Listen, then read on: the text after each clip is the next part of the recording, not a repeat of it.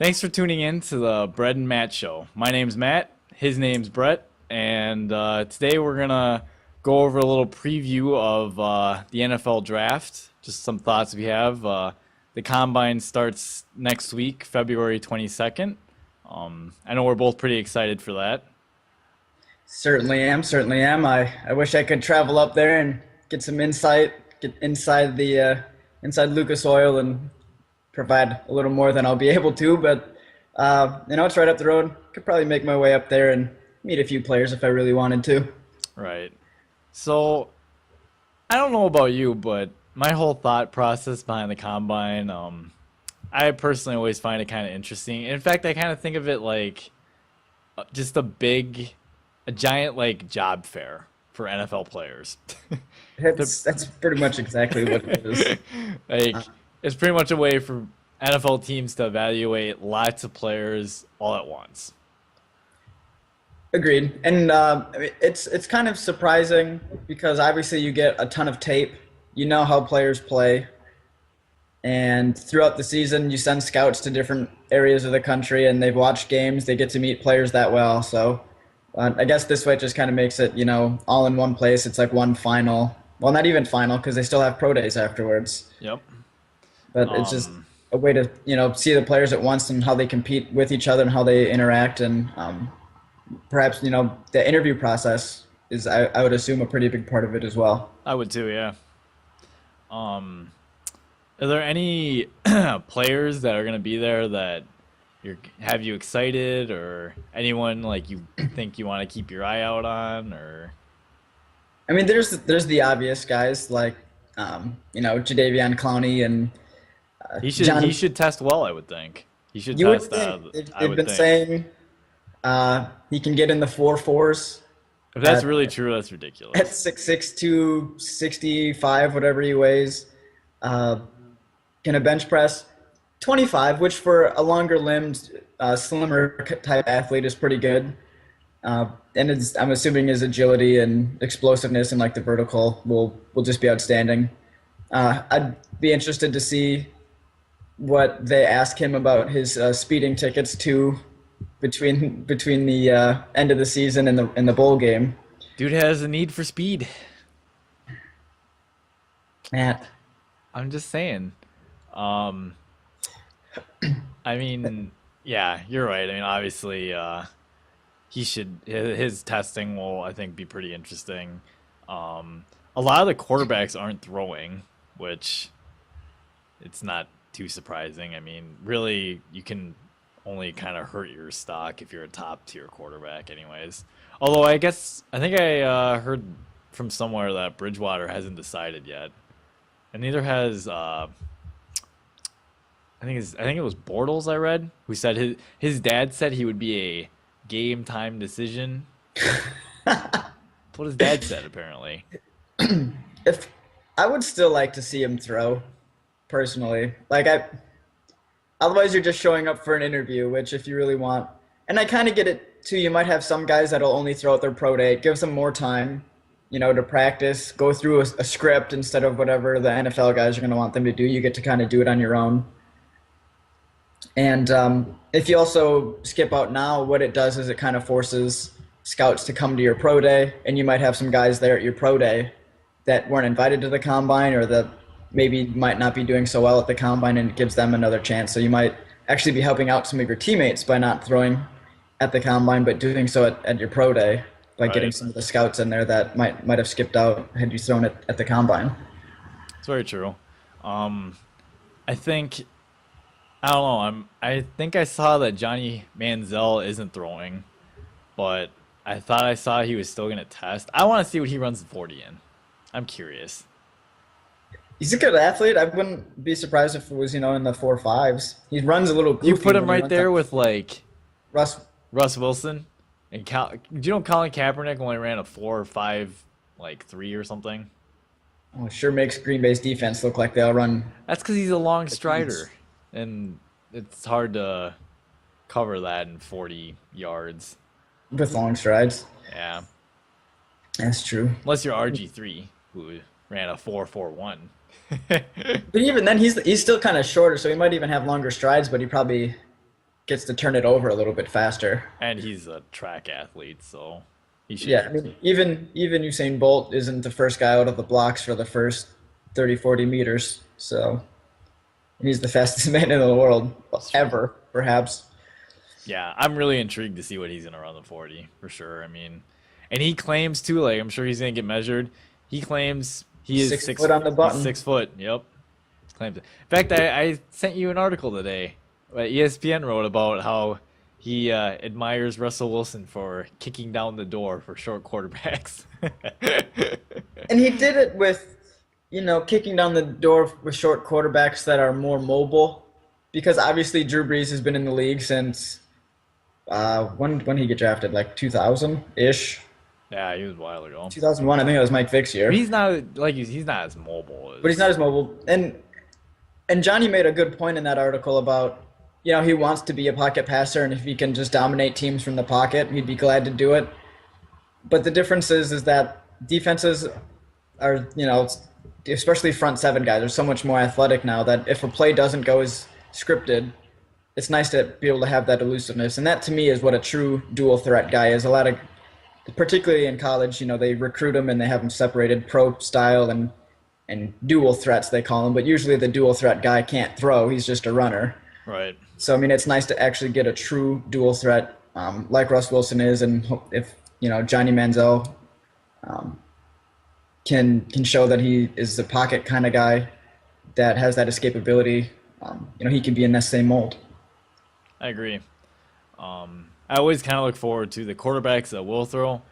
I always kind of like to see who's got the cannon arm, who can drive the ball down the field, who can hit the deep comeback route. I don't know. I feel like the combine kind of exposes like that aspect a little bit too. I mean, I remember years in past watching Kellen Moore throw the ball, and I think he might have even came out the same year that like Matt Stafford came out, and just I mean the arm strength difference is not even close. Yeah, he noodle armed it. He was, at least Chad Pennington could anticipate and was accurate with his throws. Kellen didn't really help himself any with his combine performance for sure. So with that said, are there any players that you think really need a good, solid performance in the combine to really solidify their spots at all, or any clear up any question marks? I think, and I'm gonna go there because it's what team I know best. Chris Borland will, because he is a shorter athlete or a shorter player at only 5'11", playing middle linebacker. He's got short arms, so I think scouts will need to see, despite the fact that he obviously makes plays and has no problem doing it on a consistent basis. They'll still want to see whether he can change directions, get off blocks, see what kind of short area explosiveness he has, as well as his top speed, because he's going to have to play sideline to sideline coming out of that middle linebacker position. And Right. that might determine if he's more of a 3-4 kind of guy or if he can play in a 4-3 if he shows that he's fast enough to cover ground. Makes sense. One player I'm keeping my eye on. Uh, Really curious to see how Mike Evans does. I think he's gonna need to have a pretty good 40 time.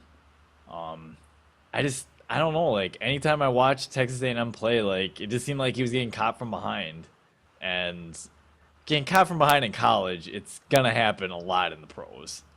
I don't know. And this is where I was gonna go with this. I mean, I'm not saying that I don't like him and I don't think he can make plays. I am a little worried that he might be a potential bust. Just saying. I hope I'm wrong because I want nothing but good for the kid, obviously. But I just think of him and I think of like a receiver like Mike Williams or Dwayne Jarrett, just someone that's really, really tall. And in college, like you can just overmatch your guy. But in the pros, if you don't get separation, I don't know how good you're gonna end up being. That's just my opinion, though. That's true, though. I mean, he can always certainly, you would hope, have a role as obviously a jump ball kind of guy in the red zone Right. and goal line sort of areas. Um, he's not going to be Is he a You know, good you route might not. runner though? Does he know how to run the route tree really well? Something you can try to teach him if he doesn't. I hope. You know, you got wide receiver coaches in the NFL that should be able to at least develop guys' understanding uh, of routes and how to get in and out of breaks better. You know, it's just a continual development. Um, but I mean, that is a good point.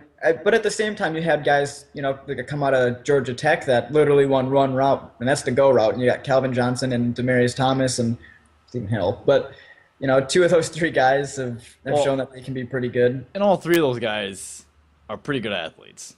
Like Yeah, they they'll all probably ran run really fast faster. 40 times. They're all really big. Mike Evans isn't gonna run a 40 time like He's not going those. to run a 40 Guarantee time in the four threes it. or four fours like those guys. But I mean, he'll have his use. I don't know. I've seen comparisons to David Boston from back in the day. That's just what I've seen. I don't know. I wasn't he around for he David is a Boston's bit. combine performance. He might be a guy that needs to get drafted by the right team. Might. And Like I'm not gonna lie. If Packers took him, Aaron Rodgers make him look good. That's all I'm gonna say about it. You can be slow as you want. Aaron Rodgers is gonna put out the money for you. It's not a big deal. it's But true. like, what if he gets taken by I don't know, one Who's of in the the mid- I the mean, there's Jets? someone in the middle. You go with the Jets, Got the Geno coaster throwing him the ball, man. I mean, I right? He's got to have better hands though than Stephen Hill, so that's an immediate upgrade. that's true. They need a receiver badly. They need to give Geno Smith some weapons. They If they're just really need gonna go all offense. in on him, they need to give him some weapons. It's true. If you know they and he did start for them, so you got to imagine they'll keep him around and they'll have to get some targets at some point. I know I would think. Santonio Holmes was hurt, I believe, for most of the year, but he's been hurt and hasn't been very productive for a couple years now. I don't believe. Yeah, So it'd be interesting to see, you know, from a salary perspective, if they're able to restructure. I don't know if they have yet, but I know it's been discussed to try to get some more cap space so they can sign some explosive athletes that'll help Gino out. right. Um, One last thought I wanted to touch on. So it's kind of, I don't know. I was thinking about this earlier. Actually, I was thinking about it because I heard Mike and Mike this morning. They were interviewing Jeff Fisher, and it kind of got me thinking because apparently the GM came out and said like they're not gonna, like they want to add quarterback somewhere, but they don't think they're gonna spend a first or a top pick on him. What do you do with Sam Bradford? Because his contract's up at the end of the year. Uh, well, they said they won't. I believe they said they won't give him an extension now, Yeah, I think I saw that too. Which is, I mean, which you is make him fine. I don't. obviously prove himself, right? Yeah, I don't blame them for that, especially because he's one of those guys who very well might actually end up having his second contract be worth much less than his first, He should be.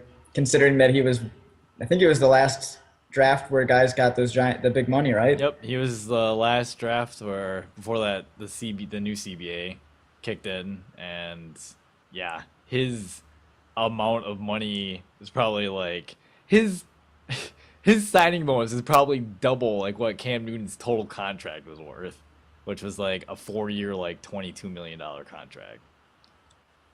Yeah. So but if you're, I don't know, if you're the Rams, hell, I guess it worked for Joe Flacco. Maybe Sam Bradford should just, you know, gamble on himself and just step his game up and perform. And if he doesn't, it's a business, and you either earn He's it or you don't. And at I this point, it's hard to judge what his value is based on his performance.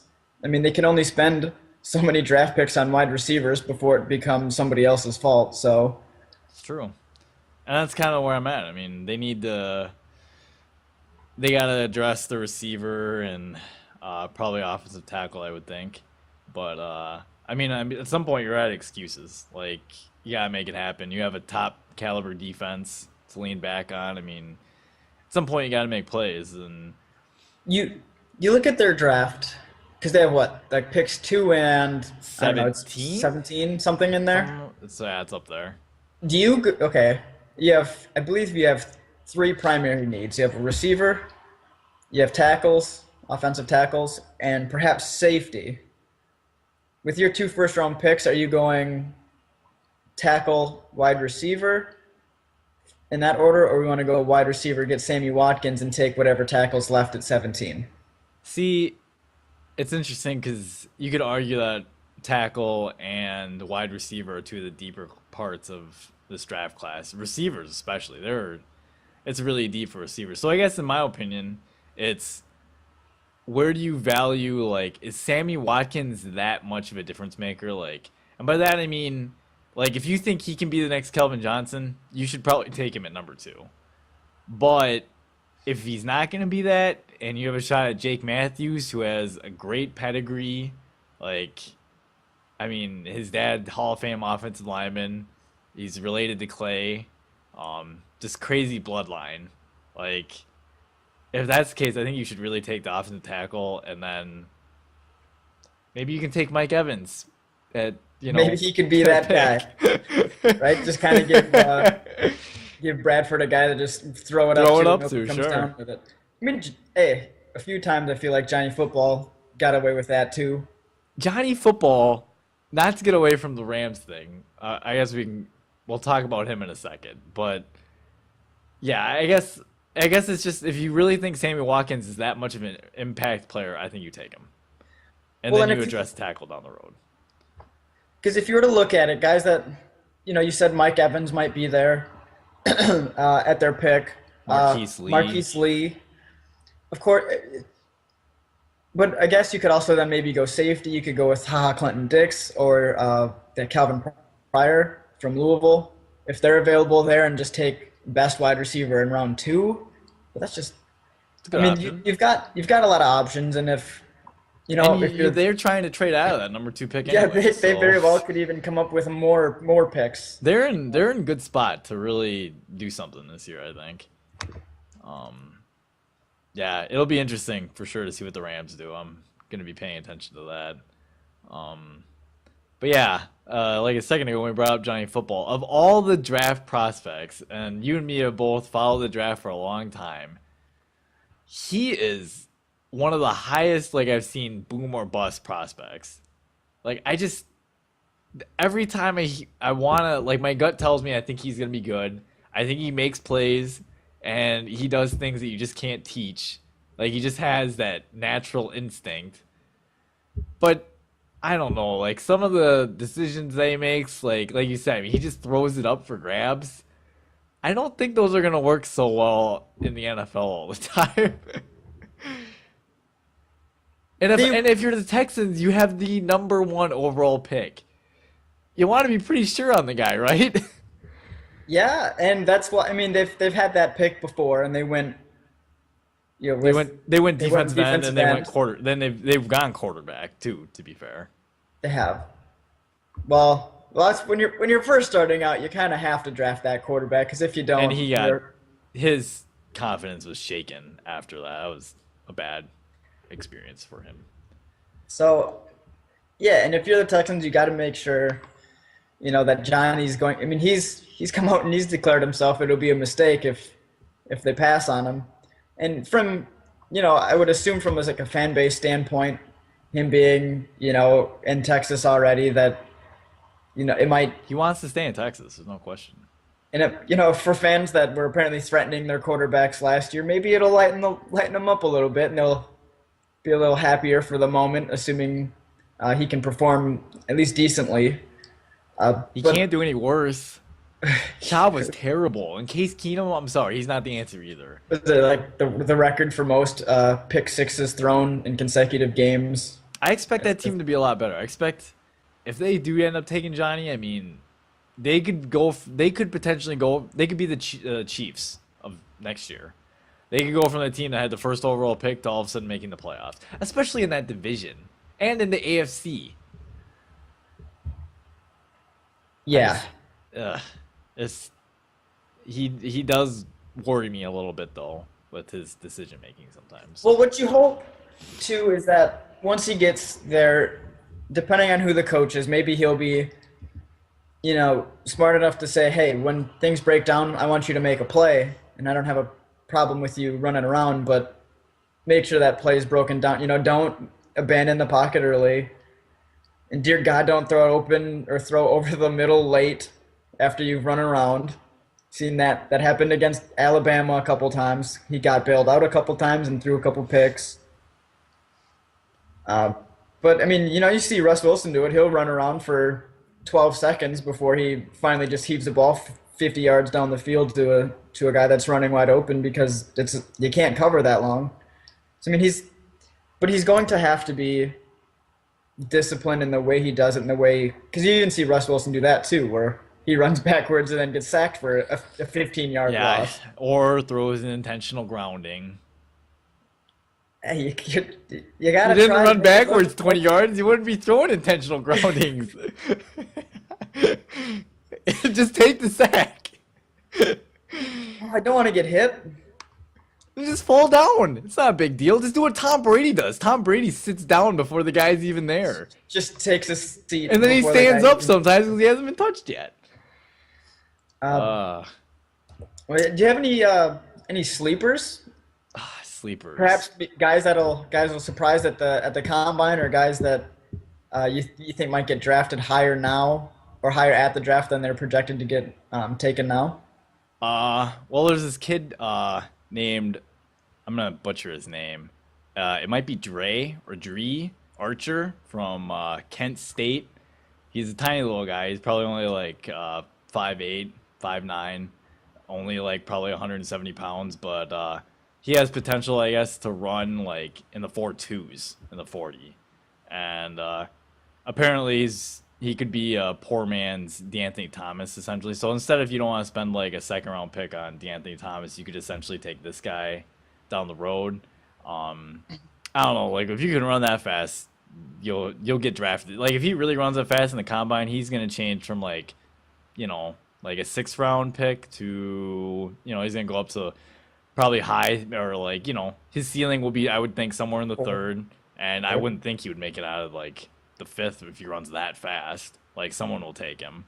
And at the very least, we've seen, does he have return skills? Yep, Is he he's a return guy? returner. He's lined up he's listed at a running back and a receiver, so he's lined up in the backfield.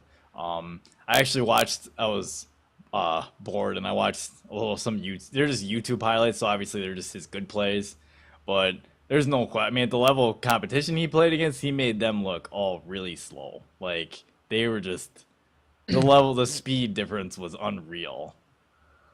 It's true, and we've seen obviously just what even if he doesn't necessarily pan out as a wide receiver or running back, offensive weapon. Kick returners. Percy had the kick return this Brendan year. Holiday, I mean, Brendan Holiday, Jacoby Jones. I mean, they have value. I don't know if you're not sure what he's going to be able to do as a running back and wide receiver, where you place a solid kick returner in the draft. But I mean, if he shows that he's got the skills at the combine and that speed, I mean, it'll be definitely hard to overlook. And I could see him moving up a little bit in the draft. I think the Packers should take him in the 4th round. So, are there any sleeper picks that you are thinking of, or prospects that we should keep an eye out for? I'm gonna go with my boy Cody Latimer. He's a wide receiver from here at Indiana. He's the only Indiana player at the combine, so he's gonna have to be carrying that flag for the whole university while he's there. He's a big receiver. He's I believe he's 6'3", around 215, 220. I've seen that kid. I don't know if I've ever seen him drop a pass. He makes amazing catches on the sideline. He'll get his feet in while using one hand. He's not a blazer, but he's able to get good separation and run after the catch is big because he's big and strong. He can stiff arm. He's not the shiftiest guy, but that's okay because, like I said, he'll pick up the tough yards and make the big catches. And I really hope he does well. He's matured a lot since he's come here. I've known him since he was a freshman. He was honestly kind of a dick, but by the time he decided to leave, he was a lot more mature, and you can see that he's becoming more of a responsible young man. And I really just hope to see that he succeeds, and I believe he will. He'll probably end up being like a fourth or fifth round pick, and that's okay because would all you really need is just that chance, and I think he'll prove that he'll be uh, a decent a decent pick to come out of Indiana, and hopefully try to get this place on the map a little bit more since offensively the school does really well. They score a lot of points. It's just our defense for whatever reason hasn't stepped up and picked up their end of the bargain there, and it's prevented Indiana from becoming a bowl team. But they got a new defensive coordinator this year in Coach Knorr. Might be switching to a 3-4, so there'll be two schools now in the Big Ten that run 3-4, both of which I root for. And but yeah, I hope Cody does well, and I think he will. And I think you should keep an eye on him. He's going to replace James Jones there in Green Bay. It's going to happen. It's going to happen. I got a feeling. Hey, you know what, Ted? He likes to draft receivers, in those middle rounds, and he's usually pretty good at finding them so far. So, yeah, I wouldn't complain at all if we ended up with him somewhere down the road. So, with that said, this is our little NFL draft preview of right before the combine. We'll probably have a podcast sometime shortly after the combine, kind of go over our thoughts of what happened and whatnot. So, with that said, thanks for tuning in.